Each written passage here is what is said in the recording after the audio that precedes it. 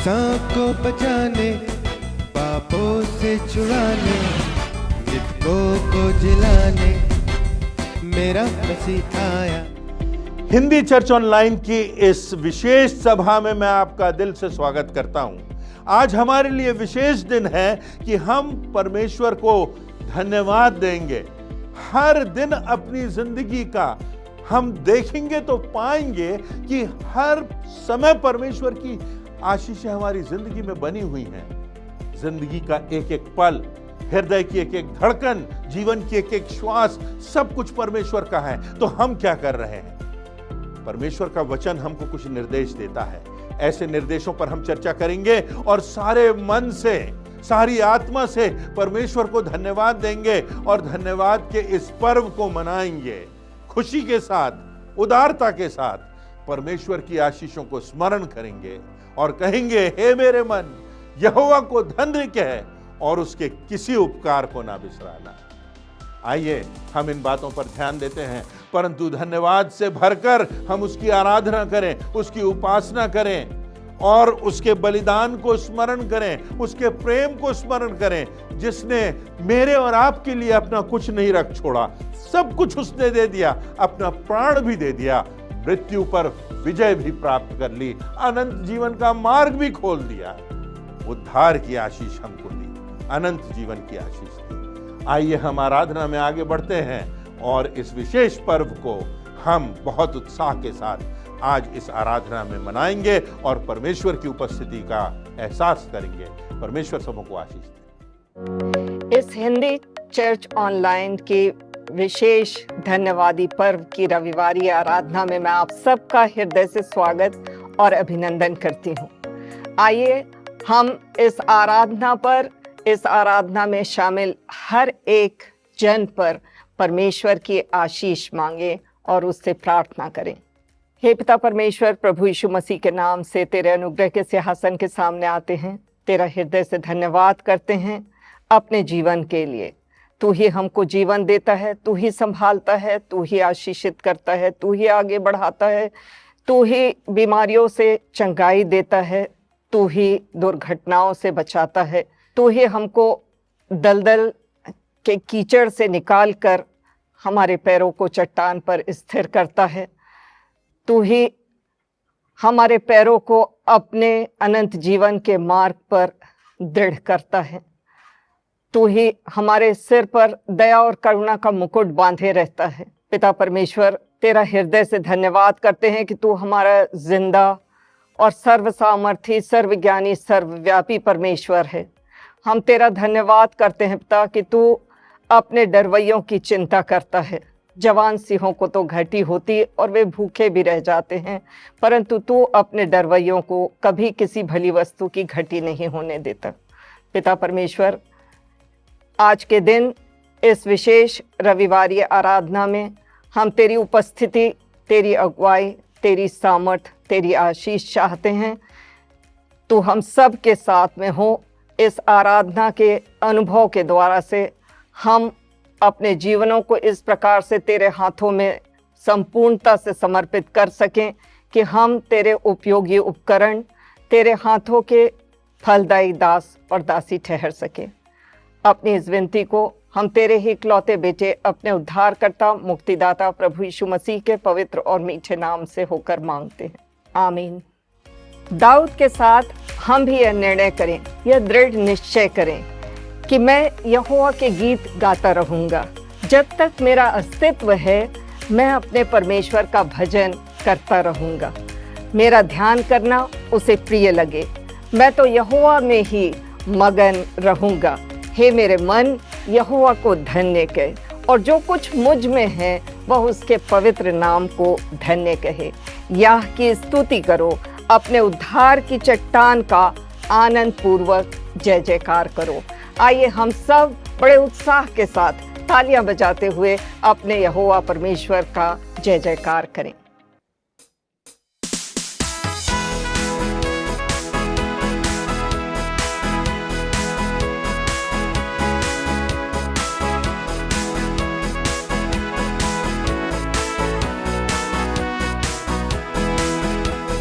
फाटकों में प्रवेश करूंगा, धन्य धन्यवाद के साथ उसके आंगनों में स्तुति करूंगा।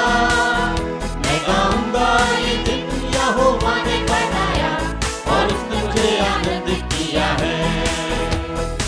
आनंदित किया, मुझे आनंदित किया और उसने मुझे आनंदित किया है। आनंदित किया, मुझे आनंदित किया और उसने मुझे आनंदित किया है। I will enter his gates with thanksgiving in my heart. I will enter his courts with praise. I will sing in the day that the Lord has made. I will rejoice for he has made me glad. He has made me glad. He has made me glad. I will rejoice for he has made me glad. He has made me glad. He has made me glad. I will rejoice for he has made me glad.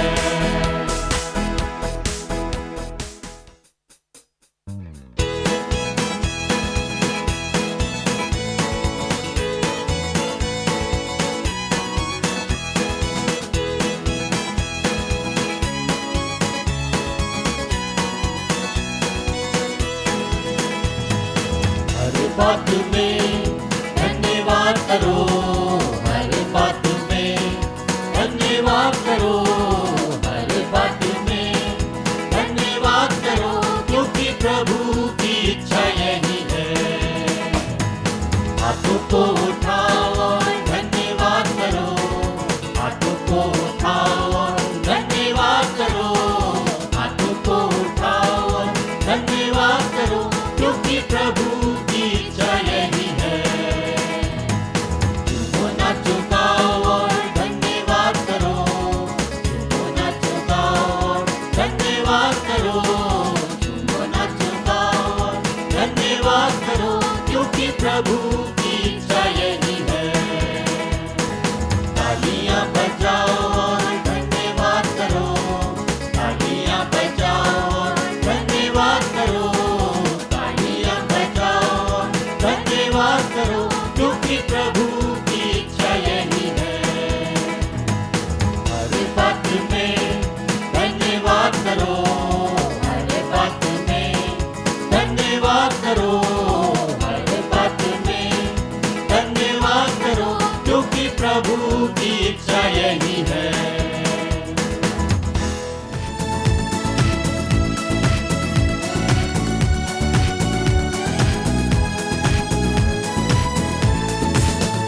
धन्यवाद प्रभु इस दिन के लिए, धन्यवाद प्रभु जीवन के लिए, धन्यवाद प्रभु इस दिन के लिए, धन्यवाद प्रभु जीवन के लिए। धन्यवाद धन्यवाद धन्यवाद धन्यवाद धन्यवाद धन्यवाद धन्यवाद धन्यवाद। आकाश है ऊंचा जैसे प्रभु जी तेरी धरती पर, करुणा है तेरी वैसे प्रभु जी तेरे लोगों पर। आकाश है ऊंचा जैसे प्रभु जी तेरी धरती पर, करुणा है तेरी वैसे प्रभु जी तेरे लोगों पर। धन्यवाद प्रभु तेरे प्रेम के लिए, धन्यवाद प्रभु सुख चैन के लिए, धन्यवाद प्रभु तेरे प्रेम के लिए, धन्यवाद प्रभु सुख चैन के लिए। धन्यवाद धन्यवाद धन्यवाद धन्यवाद धन्यवाद धन्यवाद धन्यवाद धन्यवाद। जिंदगी में हमेशा हमें परमेश्वर का धन्यवाद करना है। प्रभु यीशु मसीह में जो परमेश्वर ने हमको आशा दी है, निश्चित आशा दी है, उस आशा के परिप्रेक्ष्य में संसार की कैसी भी परिस्थितियां आए, चाहे अनुकूल, चाहे प्रतिकूल, चाहे विपदाओं से भरी, चाहे आनंद और उन्माद से भरी, हमें परमेश्वर का धन्यवाद करना है, क्योंकि परमेश्वर के वचन में इस बात की आज्ञा परमेश्वर ने दी है कि हर बात में परमेश्वर का धन्यवाद करो। इस धन्यवाद देने के लिए आज हम सब इस चर्च ऑनलाइन की सभा में जुड़े हुए हैं, और मैं तो कहता हूं एक विशेष सभा है, जबकि हम इस बात पर ध्यान दे रहे हैं कि किस आधार पर हमको परमेश्वर के वचन के आधार पर, निर्देश पर हमको निरंतर परमेश्वर को धन्यवाद देना है। संसार के नजरिए में और परमेश्वर के नजरिए में एक बहुत प्रमुख अंतर होता है।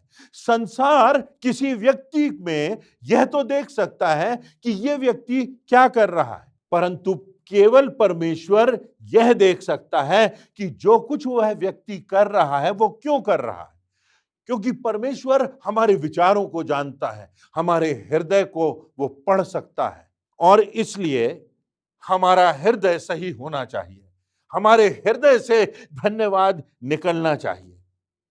जो धन कमाने की बात है, जो धन अर्जित करने की बात है, वो अपने आप में अच्छी बात है। तो हम पाते हैं व्यवस्था विवरण उसके 8वें अध्याय की 18वीं आयत में कि परमेश्वर हमको आशीष देता है, परमेश्वर हमको सामर्थ देता है कि हम धन अर्जित कर सकें। ये परमेश्वर के द्वारा हमको ये सामर्थ मिलती है। और कितने ऐसे उदाहरण हैं बाइबल में जहां परमेश्वर ने लोगों को सांसारिक रूप से, भौतिक रूप से आशीषित किया, अद्भुत आशीषें दी उनको, उनके पास धन, संपदा, नाम, यश, कीर्ति, जो कुछ संसार में हो सकता है वो सब कुछ परमेश्वर की ओर से उन्हें मिला। पर प्रश्न ये उठता है कि जो कुछ हमको मिलता है उसे हम यह मान लेते हैं कि ये हमारा है, हम इसके मालिक हैं, या हम ये मान लेते हैं कि परमेश्वर का है, परमेश्वर ने हमको दिया है और हम उसके भंडारी हैं, हमें हर एक बात का लेखा उसको देना है। हम मालिक नहीं हैं, हम भंडारी हैं। और अगर हमें इस बात का अंतर समझ में आ जाए, हमको इस बात का एहसास हो जाए कि हम भंडारी हैं, तो हमारी जिंदगी की सारी हमारी प्राथमिकताएं बदल जाएंगी, हमारी मानसिकताएं बदल जाएंगी। बाइबल के आधार पर आज हम बहुत संक्षिप्त में 10 निर्देशों को देखेंगे, और देखेंगे कि दान के संबंध में, देने के संबंध में, उदारता के संबंध में परमेश्वर के वचन में कौन कौन सी बातें कही गई हैं, कौन सी प्रतिज्ञाएं हैं, कौन से प्रमुख तथ्य हैं जिन्हें हमें गौर करना है। पहली बात, यदि परमेश्वर को देंगे तो वो भी हमें देगा। 2 कुरिन्थियों उसके 9वें अध्याय की 6वीं आयत में लिखा है, जो थोड़ा बोता है वह थोड़ा काटेगा, जो बहुत बोता है वह बहुत काटेगा। लूका 6:38 में लिखा है, दिया करो तो तुम्हें भी दिया जाएगा, दोगे तो तुम प्राप्त भी करोगे, और इतना तुम्हें मिलेगा, इतना तुम्हें मिलेगा कि जिसकी कि तुमने कल्पना भी नहीं की है। नीति वचन उसके 11वें अध्याय की 24वीं आयत में लिखा है, ऐसे हैं जो बिखरा देते हैं तो भी उनकी बढ़ती ही होती है, जो उदारता से खर्च करते हैं उनकी बढ़ती होती है, और ऐसे भी हैं जो यथार्थ से कम देते हैं, जो कंजूसी से देते हैं, और इससे उनकी घटती होती है। बाइबल की गणित, बाइबल का समीकरण भिन्न है। परमेश्वर का कहना है, तुम दोगे तो तुम बहुतायत से पाओगे, जितना बचाओगे तो उतना खोगे। यह संसार से भिन्न गणित है। नीति वचन उसके 19वें अध्याय की 17वीं आयत में लिखा है, जो कंगाल पर अनुग्रह करता है वह यहोवा को उधार देता है और वह अपने इस काम का प्रतिफल पाएगा। कितनी बड़ी बात है। जो कंगाल की दुहाई पर ध्यान देता है, उसकी मदद करता है, तो वो मानो जैसे यहोवा को उधार देता है। नीति वचन 22:9 में लिखा है, दया करने वाले पर आशीष फलती है, क्योंकि वह कंगाल को अपनी रोटी में से देता है। अपनी बढ़ती में से तो बहुत देते हैं, परंतु अपनी रोटी में से जो हमारे पास है उसमें से अगर हमारे पास थोड़ा भी है, एक रोटी भी है, उस रोटी में से भी अगर हम देते हैं तो परमेश्वर की आशीष अधिकाई से हमारी जिंदगियों में फलती है। दूसरी बात, जब हम देते हैं, जब हम भेंटें देते हैं तो उसमें त्याग होना चाहिए। मरकुस रचित सुसमाचार उसके 12वें अध्याय की 41वीं से 44वीं आयतों में वर्णन है। प्रभु यीशु मसीह मंदिर के भंडार के सामने बैठकर देख रहे हैं और बहुत से लोग हैं जो बहुत सारा धन ला करके मंदिर में चढ़ा रहे हैं, परंतु तब एक कंगाल विधवा आती है और वो 2 दमड़ियां जो एक अधेले के बराबर होती हैं वो उस मंदिर में आकर के समर्पित कर देती है। तब प्रभु यीशु मसीह अपने चेलों को बुलाता है और वह कहता है कि मंदिर के भंडार में डालने वालों में से इस कंगाल विधवा ने सबसे बढ़कर डाला है। चेले शायद आश्चर्य करते होंगे कि इसने तो 2 दमड़ियां डाली, बाकी ने तो बहुत कुछ डाला। प्रभु यीशु मसीह कैसी बातें कर रहा है? परंतु प्रभु यीशु मसीह कहते हैं क्योंकि सब ने अपने धन की बढ़ती में से डाला, परंतु इसने अपनी घटती में जो कुछ उसका था, अर्थात अपनी सारी जीविका डाल दी। उसने त्याग सहित बलिदान कर दिया। जो कुछ उसके पास था, जो कुछ मुझ में है वह उसके पवित्र नाम को धन्य कहे। हे मेरे मन, यहोवा को धन्य कह और उसके किसी उपकार को न बिसराना, और जो कुछ मुझ में है सब कुछ यहोवा के पवित्र नाम को धन्य कहे। इस विधवा ने अपना सब कुछ मंदिर में समर्पित कर दिया।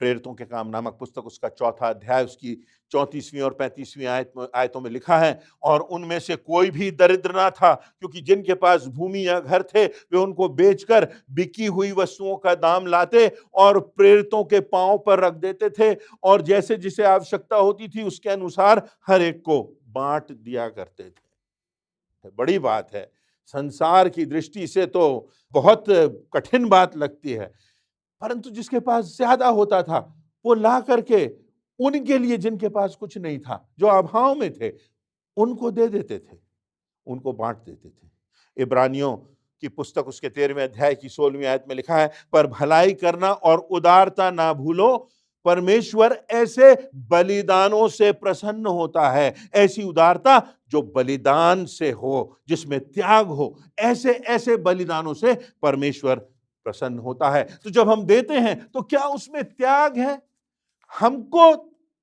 हमको कुछ त्याग करना पड़ रहा है कि हम अपनी बढ़त में से आसानी से दे रहे हैं?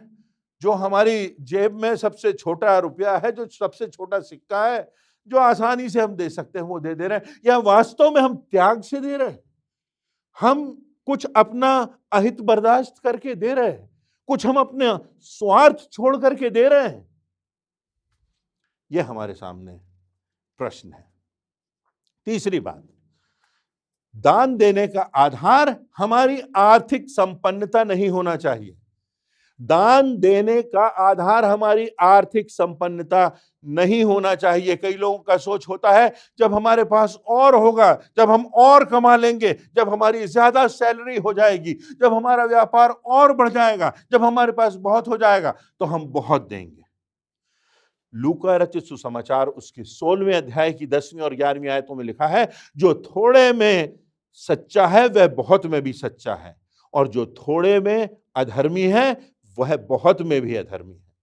इसलिए जब तुम अधर्म के धन में सच्चे ना ठहरे तो जो तुम्हारा है उसे तुम्हें कौन देगा? अरे इस संसार में जो सीमित है, जो कुछ समय का है, जो समाप्त हो जाने वाला है, उसमें तुम परमेश्वर के प्रति विश्वास योग्य ना ठहरे तो स्वर्गीय धन, स्वर्गीय राज्य का वारिस तुम्हें कौन बनाएगा? क्या हम इस संसार में जो कुछ हमारे पास है उसमें हम विश्वास योग्य हैं? दूसरा कुरिन्थियों उसके 8वें अध्याय की 1 से 3 आयत में एक आश्चर्यजनक बात लिखी है, एक आश्चर्यजनक उदाहरण दिया गया है। यहां लिखा है, हे भाइयों, हम तुम्हें परमेश्वर के उस अनुग्रह का समाचार देते हैं। अनुग्रह जिसको हम अर्जित नहीं करते वो हमें प्राप्त हो जाए, वो अनुग्रह है जो मकीदुनिया की कलीसियाओं पर हुआ है। मकीदुनिया की कलीसियाएं, उनमें फिलिपियों की कलीसिया भी आती थी, कि क्लेश की बड़ी परीक्षा में उनके बड़े आनंद और भारी कंगालपन के बढ़ जाने से उनकी उदारता बहुत बढ़ गई। और उनके विषय में मेरी यह गवाही है कि उन्होंने अपनी सामर्थ वरन सामर्थ से भी बाहर मन से दिया। और आगे हम पाते हैं कि वो निवेदन करते हैं कि हमारी ये भेंटें ले लो। देखिए, जो क्लेश और कंगालपन की बात है और आनंद और उदारता की बात है, ये दोनों विपरीत बातें हैं। ये दोनों अलग अलग दिशा में जाने वाली बातें हैं। अगर क्लेश आ गया, अगर कंगालपन आ गया, तो उदार कैसे होंगे? परंतु परमेश्वर का अनुग्रह हम पर हुआ है जिसके योग्य हम नहीं थे, तो परमेश्वर ने हमको उससे कहीं बढ़कर दे दिया है। तो लिखा हुआ है कि उन कलीसियाओं को तो देखो कि जब उन पर क्लेश आया और उनका कंगालपन बढ़ा तो उनका आनंद भी बढ़ गया और उनकी उदारता भी बढ़ गई। एक बहुत प्रमुख बात है वो ये कि संसार की दृष्टि में ये प्रमुख है कि हम क्या कर रहे हैं, परंतु परमेश्वर की दृष्टि में जो और भी प्रमुख बात है वो ये कि हम क्यों कर रहे हैं। रोमियो 12:8 में लिखा है, जो उपदेशक हो वह उपदेश देने में लगा रहे, दान देने वाला उदारता से दे, जो अगुवाई करे वह उत्साह से करे, जो दया करे वो हर्ष से करे, प्रेम निष्कपट हो। जो अगुवाई कर रहा है, परमेश्वर देख रहा है कि उत्साह है कि नहीं। जो दया कर रहा है, परमेश्वर दिल को देख रहा है कि हर्ष है कि नहीं। जो प्रेम दिखा रहा है, जो प्रेम कर रहा है, क्या वो प्रेम निष्कपट है? क्या वो प्रेम निस्वार्थ है? क्या जब हम भेंटें अर्पित कर रहे हैं तो उन भेंटों में त्याग है, उन भेंटों में उदारता है, हम दिल से दे रहे हैं कि नहीं? दान का इस बात से कोई संबंध नहीं कि हमारे पास कितना है। एक घटना का वर्णन है, शायद आपने सुनी होगी ये कहानी, कि कलीसिया के कुछ अगुए हैं, उनको भवन बनाना है और वो जाकर के दान एकत्र कर रहे हैं कलीसिया का भवन बनाने के लिए। और तब वो एक किसान के पास जाते हैं और किसान कहता है, मुझे बहुत खराब लगता है कि आप लोग घर घर जाकर के इस प्रकार से आपको धन उगाना पड़ता है। काश मेरे पास 2 लाख रुपए होते तो मैं 1 लाख रुपए आपको दे देता और बहुत बड़ा काम हो जाता। तो कलीसिया के अगुए जो वहां पहुंचे थे उन्होंने कहा, हाँ ये तो बहुत बड़ी बात आप कह रहे हैं, अगर आपके पास 2 हाथी होते तो आप उनमें से 1 हाथी दे देते। उसने कहा, हाँ हाँ बिल्कुल बिल्कुल दे देता, पर मेरे पास तो 2 हाथी है ही नहीं। अगुओं ने कहा, अच्छा अगर आपके पास 2 घोड़े होते तो आप इस भवन को बनाने के लिए 1 घोड़ा दे देते। उसने कहा, बिल्कुल दे देता, पर मेरे पास तो 2 घोड़े हैं ही नहीं। किसी प्राचीन ने, बड़ा होशियार था, उसने कहा, तो यदि आपके पास 2 गायें होती या 2 गायें हैं तो उनमें से 1 आप दे दीजिए कलीसिया के काम के लिए। उसने कहा कि ये तो बहुत गलत बात आप कर रहे हैं।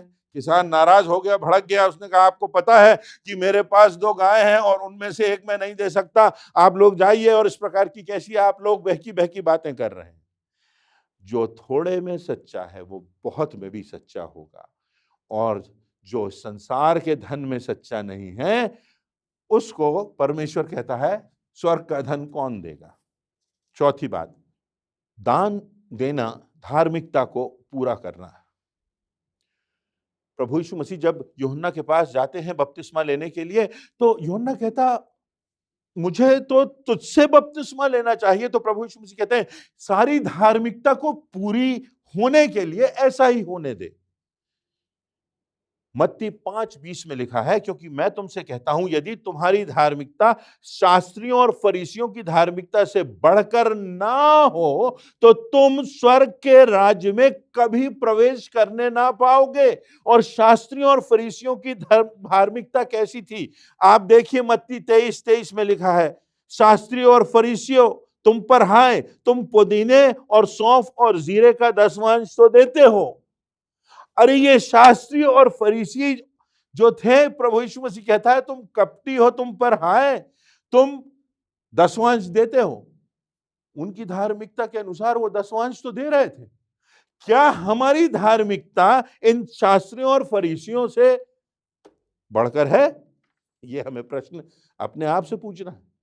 पांचवा तथ्य, ध्यान से सुनिए, परमेश्वर के शाप से बचने के लिए हमको परमेश्वर को भेंटें देना है, आनंद से देना है, परंतु परमेश्वर के शाप के संबंध में देखिए क्या लिखा है, मलाकी 3 उसका 8वां और 9वां पद। क्या मनुष्य परमेश्वर को धोखा दे सकता है? तुम मुझको धोखा देते हो और तो भी पूछते हो कि हमने किस बात में तुझे लूटा। दसवांश और उठाने की भेंटों में तुम पर भारी श्राप पड़ा है, क्योंकि तुम मुझे लूटते हो, परंतु सारी जाति ऐसा करती है। यहोवा परमेश्वर को लूटते हो, मालिक को, परमेश्वर को, जिससे हम बच नहीं सकते, उसको लूटते। कैसे लूटते हैं? वो कहता है दसवांश में और उठाने की भेंटों में तुमने मुझे लूटा है और इस कारण तुम पर भारी शाप पड़ा है। मैं नहीं कह रहा हूं, कोई व्यक्ति नहीं कह रहा, यह परमेश्वर का वचन कह रहा है। ऐसा तो नहीं कि हम परमेश्वर के शाप से ग्रसित हैं। छठवां तथ्य, जब देना है तो खामोशी से देना है।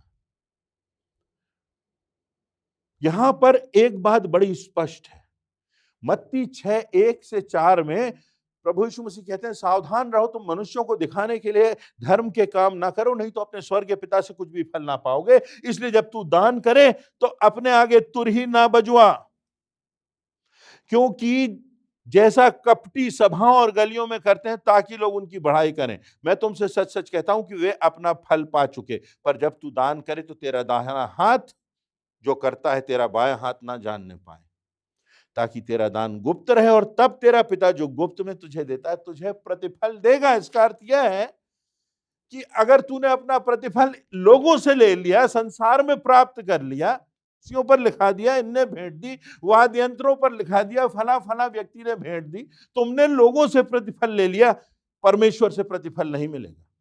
लिखा हुआ है, सावधान रहो कि तुम मनुष्यों को दिखाने के लिए अपने धर्म के काम मत करो। वो प्रतिफल प्राप्त कर चुके मनुष्यों से। अब प्रश्न ये है कि क्या हम परमेश्वर से प्रतिफल प्राप्त करना चाहते हैं या मनुष्यों से प्रतिफल?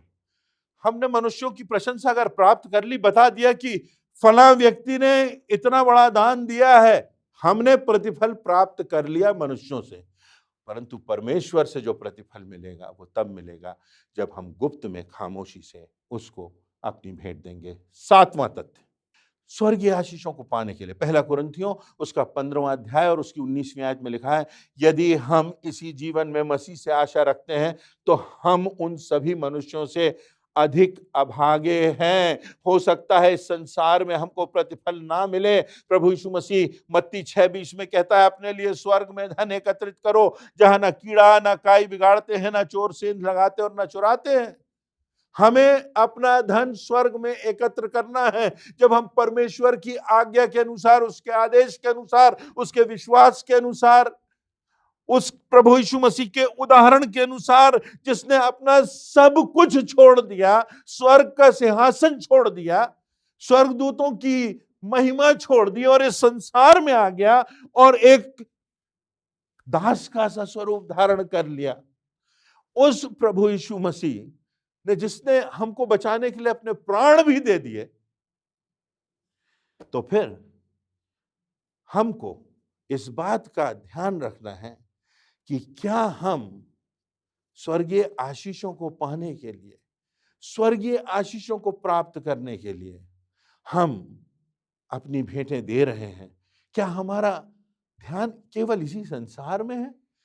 परंतु लिखा है, यदि हम जीवन में इसी संसार में मसीह से आशा रखते हैं तो हम सब मनुष्यों से अधिक अभागे हैं। अरे प्रभु यीशु मसीह तो हमको असीमित आशीषें देगा, यहां भी और संसार के बाद स्वर्ग में भी। आठवीं बात, दान कितना देना है इसका निर्धारण स्वयं करना है।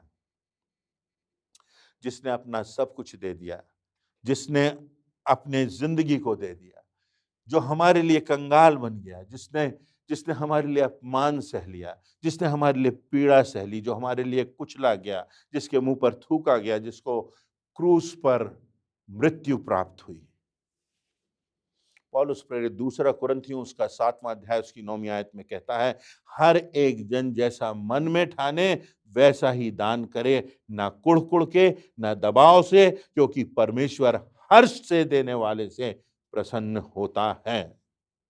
जब हमें इस बात का एहसास होगा कि परमेश्वर ने हमारे लिए क्या किया, प्रभु यीशु मसीह ने हमारी खातिर कितना बड़ा बलिदान किया, हमारे लिए उसने सब कुछ दे दिया, तो हम त्याग के साथ, आनंद के साथ, उत्साह के साथ, हर्ष के साथ परमेश्वर को धन्यवाद देते हुए अपनी भेंटों को चढ़ाएंगे।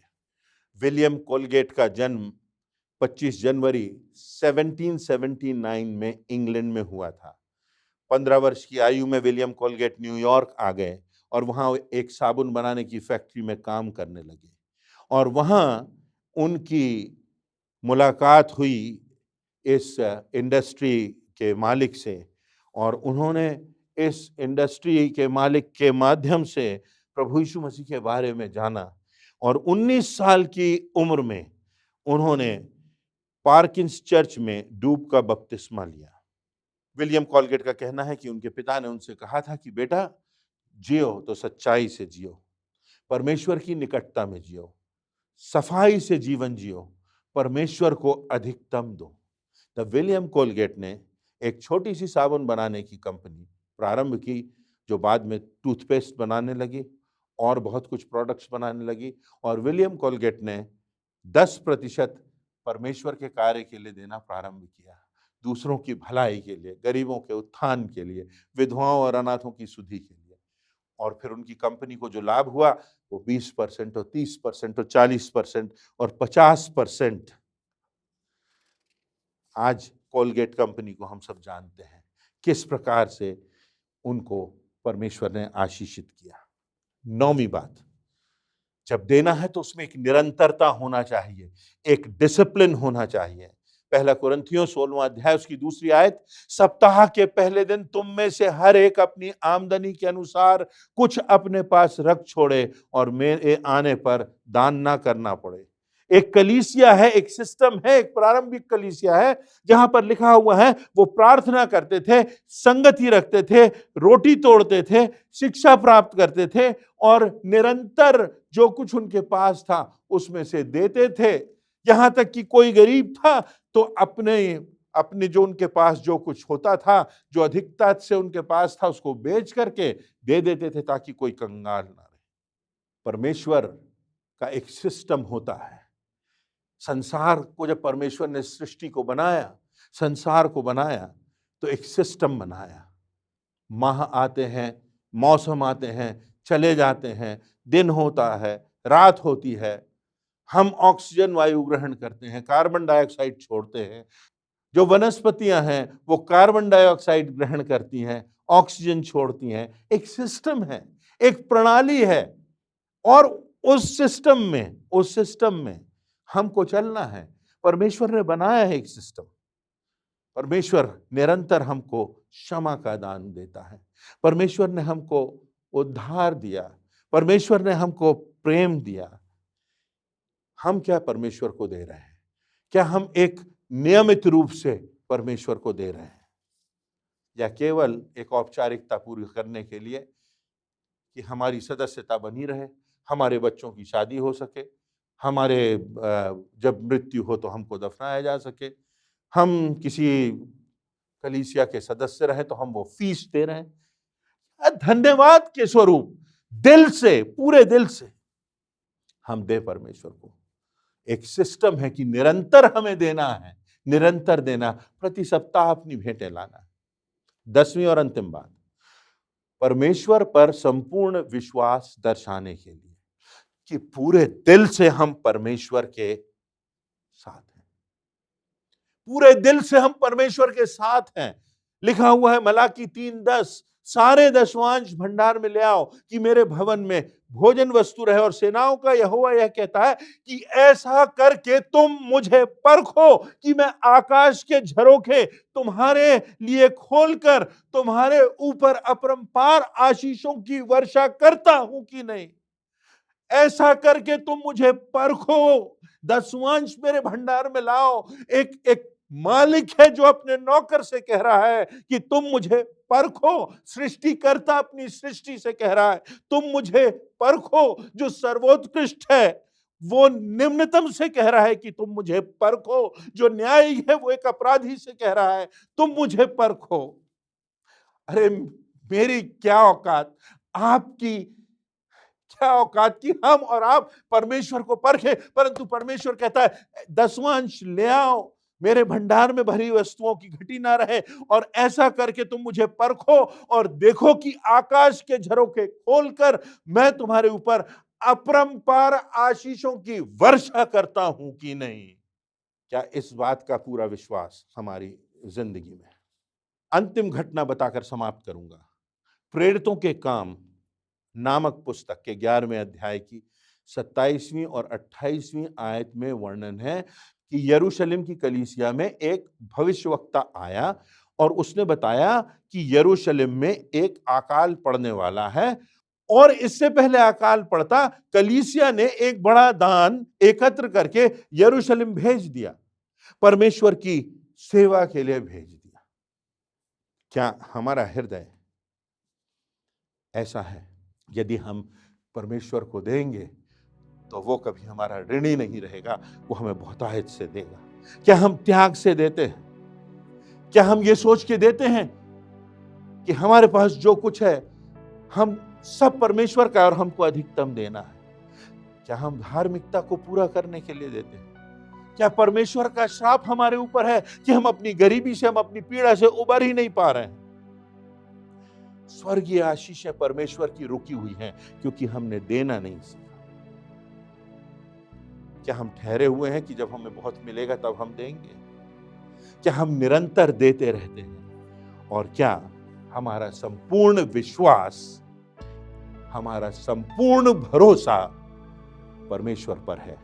और क्योंकि उसने कहा है, क्योंकि उसने किया है, उसका प्रमाण था, उसका प्रमाण आज भी है और अनंत काल में रहेगा। इसलिए हम परमेश्वर को अधिकता से, उदारता से, सच्चाई से उसने जो हमें दिया है ये जानते हुए कि हम तो केवल भंडारी हैं, मालिक का है, मालिक को देना है, अधिकाई से देना है, दूसरों के लिए देना है कि सबका भला हो सके और परमेश्वर के नाम की गवाही हो, प्रभु यीशु मसीह का राज्य दूर दूर तक फैल सके और हर एक जान सके कि मार्ग, सत्य और जीवन प्रभु यीशु मसीह है। उसी में उद्धार है, उसी में जीवन है और उसी में विजय है। इस विश्वास से आइए हम अपनी भेंटें परमेश्वर को समर्पित करें। जय मसीह की। परमेश्वर को हम धन्यवाद देते हैं आज के सुंदर आशीषित वचन के लिए। आइए प्रभु भोज में सम्मिलित होने से पहले हम अपने मनों को तैयार करेंगे इस गीत के द्वारा।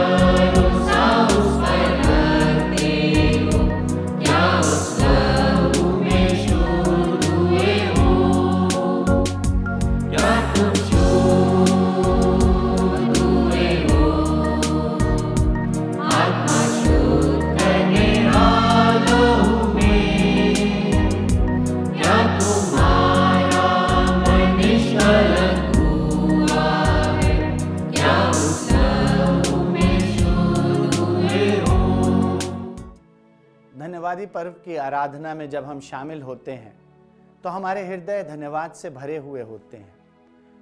और इस वजह से, क्योंकि जब हम बीते हुए वर्ष की ओर मुड़कर देखते हैं तो हमारे हृदयों में धन्यवाद भर जाता है परमेश्वर की उन सारी आशीषों के लिए जो उसने हमको बीते हुए वर्ष में प्रदान की। परंतु धन्यवादी पर्व की आराधना में सबसे ज़्यादा धन्यवाद देने की जो बात है वो है प्रभु यीशु मसीह के रक्त के बहाए जाने और उसकी देह के तोड़े जाने के लिए।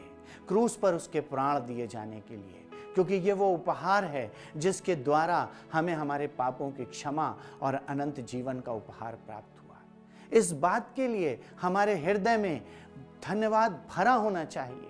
प्रभु की मेज में जब हम शामिल होते हैं तब भी हम हृदय में धन्यवाद के साथ शामिल हों, क्योंकि जिस रात प्रभु यीशु मसीह पकड़वाया गया, उसने रोटी ली और धन्यवाद करके उसे तोड़ा और कहा, यह मेरी देह है जो तुम्हारे लिए है, मेरे स्मरण के लिए यही किया करो। इसके पश्चात उसने कटोरा लिया और कहा, यह मेरे लहू में नई वाचा है जो तुम्हारे साथ मैंने बांधी है। जब कभी तुम एकत्र होते हो, मेरे स्मरण के लिए यही किया करो। क्योंकि जब कभी तुम इस रोटी में से खाते और इस कटोरे में से पीते हो, जब तक प्रभु यीशु वापस ना आए तब तक उसके मृत्यु और उसके पुनरुत्थान का प्रचार करते हो। आइए हम धन्यवादी हृदय के साथ इस रोटी में और इस कटोरे में शामिल हों और परमेश्वर को धन्यवाद देते रहें। आइए इससे पहले कि हम इस मेज में शामिल हों, हम प्रार्थना करेंगे। महिमा के सिंहासन पर विराजमान स्वर्गीय पिता परमेश्वर, आपके बेटे हमारे उद्धारकर्ता प्रभु यीशु मसीह के नाम से आपके चरणों के पास आए हैं। धन्यवाद देते हैं आपके पुत्र के अद्भुत बलिदान के लिए, जिसके द्वारा हमें पापों की क्षमा और अनंत जीवन का उपहार प्राप्त हुआ। पिता परमेश्वर, हम अपने आप को आपके हाथों में सौंपते हैं। इस मेज पर, इस सहभागिता पर आपकी आशीष चाहते हैं और अपनी इस विनती को आपके प्यारे पुत्र, हमारे एकमात्र जीवित उद्धारकर्ता प्रभु यीशु मसीह के नाम से मांगते हैं, आमीन। प्रभु की मेज तैयार है, आइए हम इसमें अपने विश्वास के अनुसार शामिल हों।